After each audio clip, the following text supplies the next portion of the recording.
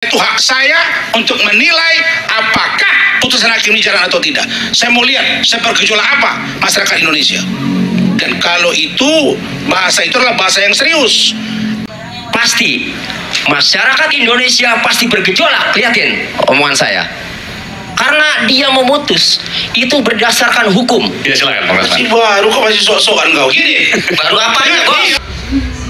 Kakaknya Vina, Mbak Marliana, setelah putusan itu WhatsApp ke saya menyampaikan selamat. Kakaknya Vina, Mbak Marliana, selamat atas kemenangannya. Makasih Mbak, saya ikut senang. Peggy bebas. Artinya Baik, pertama saya ingin sampaikan bahwa saudara Tony RM kalau menyampaikan sesuatu jangan kesannya mengajari, jangan kesannya sok tahu semua. Ada ranah penyidik yang ditangani secara teknis oleh polisi, saudara nggak mungkin tahu di situ. Jadi kalau saya ingin katakan bahwa justru kitalah dengan Pak Arianto, ya Pak Arianto ya, yang mendorong agar dilakukan pra-peradilan. Maksudnya apa? Agar menguji status tersangka, penggeledahan, penyitaan yang menjadi objeknya. Dan saya berharap bahwa putusan pra-peradilan itu oleh hakim tunggal Pak Eman Sulaiman ini adalah putusan yang komprehensif, berdasar dan legitimate secara logika. Tapi yang terjadi Bung Aiman, mulai kemarin sampai tadi malam bahkan sampai saat ini bermunculan pikiran-pikiran bahwa justru putusan ini dalam pikiran saya dan beberapa orang ini menimbulkan problem yang akan berkepanjangan dan tidak menyelesaikan masalah. Pertama, kita ini sudah sering pra-peradilan. Ada 9 putusan yang dibacakan oleh Hakim Eman Sulaiman. Pada poin ke-5 menyatakan tidak sah segala bentuk keputusan atau penetapan yang dikeluarkan lebih lanjut dari termohon yang berkenaan dengan penetapan tersangka atas diri pemohon dan termohon. Ini hakim, dia paham hukum atau dia dukun? Kok putusan lebih lanjut? Putusan lebih lanjut itu artinya ada putusan yang akan keluar ke depannya dan dia tidak tahu faktanya seperti apa, kok dia bilang itu sepertinya mengikat untuk yang akan datang. Bertentangan dengan Perma, Peraturan Mahkamah Agung nomor 4 tahun 2016 bab 2 tentang objek dan pemeriksaan pra-peradilan.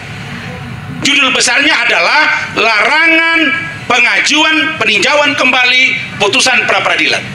Itu dia isi dari Perma nomor 4 2016. Pada bab 2 objek dan pemeriksaan pra-peradilan pasal 2 ayat 3, putusan pra-peradilan yang mengabulkan permohonan tentang tidak sahnya penetapan tersangka tidak menggugurkan kewenangan penyidik untuk menetapkan yang bersangkutan sebagai tersangka lagi setelah memenuhi paling sedikit 2 alat bukti yang baru dan sah yang berbeda dengan alat bukti sebelumnya yang berkaitan dengan materi perkara.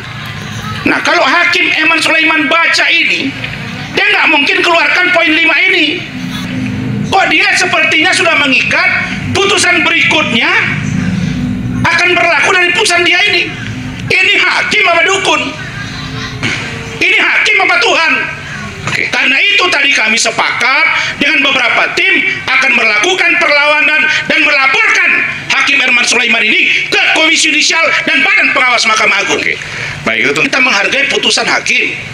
Saya katakan kalau hakim mengatakan bahwa dia menyatakan penetapan tersangka selesai sampai di situ, tidak mengikat ke berikutnya. Jadi hakimnya akan tidak sesuai dengan apa yang seharusnya dan melampaui kewenangan. Jadi bahasa Kemudian nanti Bung Usman bisa memerintahkan kepada termohon untuk menghentikan penyidikan terhadap perintah penyidikan kepada pemohon.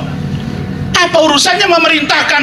Penghentian boleh, Tapi untuk bagaimana berikutnya akan jalan, tunggu SP3, dan itu harus ada penetapan dari Kapolda untuk menyatakan bahwa di SP3. Kalau ditemukan bukti baru oleh penyidik, maka akan bisa tersangka lagi. Saya kasih contoh. Kita jurisprudensi aja.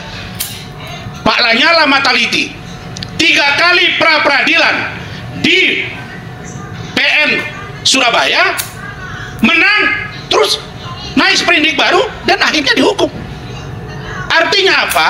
Ini bukan menyelesaikan segala-galanya, tapi ini muncul masalah baru. Nah, tim kami, Bung Aiman, akan melakukan kajian dan melaporkan ini kepada Badan Pengawas Mahkamah Agung, juga Komisi Yudisial. Ini kakaknya Vina, Mbak Mariana, setelah putusan itu WhatsApp ke saya menyampaikan selamat kakaknya Vina, Mbak Mariana, selamat atas kemenangannya. Makasih Mbak, saya ikut senang Peggy bebas. Artinya dia sendiri tidak yakin bahwa Peggy itu pelakunya waktu itu. Kedua, apabila Hakim Eman Sulaiman ternyata siapapun itu, kelompok manapun itu, dilaporkan atas keputusannya yang sah secara konstitusi, ya, pasti masyarakat Indonesia pasti bergejolak. Lihatin omongan saya, karena dia memutus itu berdasarkan hukum, ya. Jadi kalau penetapan tersangka itu kemudian dibatalkan, jelas karena alasan penyidik menetapkan tersangka, kenapa tidak dilakukan pemanggilan dulu terhadap Peggy Setiawan? Berdalih karena sudah DPO. Saya ingin sampaikan kepada seluruh masyarakat Indonesia bahwa hukum dijalankan bukan karena netizen. Hukum dijalankan bukan karena provokasi. Jadi kalau ada di sini pengacara yang mengatakan kalau dilaporkan Hakim Eman Sulaiman seluruh rakyat bergejolak, saya mau lihat gejolak seperti apa itu. Dan saya bersama dengan tim akan melaporkan ke Komisi Yudisial.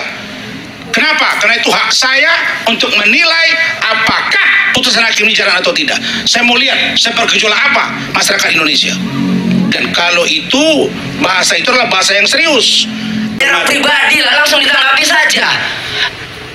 Iya, lagi-lagi saudara Tony, langsung saja ditanggapi. Emang kalau disebut nama kau Tony kenapa? Emang kau siapa? Pengetahuan saudara. Udah kau dengar aja saya ngomong dulu. Ya jangan nyerang pribadi lagi saudara Tony. Ya, kalau saya bilang Tony kenapa? Silakan saya sebut namanya apalagi kau. Silakan ditanggapi. Saya saudara ngomong saya nggak bantah. Ya silakan ditanggapi. Saya. Ya silakan Bang Rasman. Masih baru kok, masih sok-sokan kau gini. Baru apanya, Bos? Iya, masih baru kau Baru apanya? Iya, masih baru kau. Baru apanya? Baru tampil. Baru apanya? Baru tampil. Wah, ngomong. Iya, memang. Terus apa? Kapan Anda kau mau tampil? hebat sendiri. Mari kita kenang kembali dua kata yang diucapkan, memaafkan dan mengikhlaskan. Indonesia beruntung punya warga negara seperti ini. Kendati demikian, kita tetap harus mengingat-ingat kembali butir nomor 8 dalam putusan hakim pra-peradilan, yang bunyinya adalah memulihkan harkat, martabat, kehormatan, kedudukan, dan seterusnya pada diri Peggy Setiawan. Oleh karena itu, kita semua punya kewajiban untuk berpikir keras dan bekerja ikhlas untuk memulihkan martabat orang ini. Secara konkret, ini pesan kebaikan yang ingin saya kirim kepada Korps Tribrata, mobil khusus Polda Jabar. Pesan kebaikan bahwa tanpa harus menunggu ada mekanisme hukum formal apapun, betapa indahnya seandainya Polda Jabar menyambangi atau bersilaturahim ke keluarga Peggy Setiawan, menyampaikan permintaan maaf dan memberikan, sebutlah, uang kepedulian atau uang kemanusiaan untuk keluarga yang pernah ditimpa kemalangan ini.